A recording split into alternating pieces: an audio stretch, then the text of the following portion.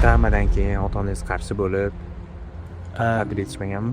Shu birinchi jarohatim qo'shim yorilgan. O'shanda albatta qarshi bo'lishgan, lekin o'zim tirishqoqlik qilib dashi bu sportga borganman. Lekin statistika bo'yicha futbolda va basketbolda ko'proq jarohat olishadi regbiga qaraganda. Necha yildan beri bu sport turi bilan shug'ullanasiz? Bu yil mana 6-yil bo'ladi. Terma jamoaga qo'shilganimga 3 yil bo'ldi. Hozirgi yoshlarga sport bilan shug'ullaninglar, kelinglar regbiga, ko'ringlar, o'zinglarni sinab ko'ringlar. Misol uchun, o'zi yuragida o'ti bor bolalar, yuragida o'ti bor qizlar mana shu sportga kelib o'zini sinab ko'rsa, men ishonamanki, ularga yoqib qoladi.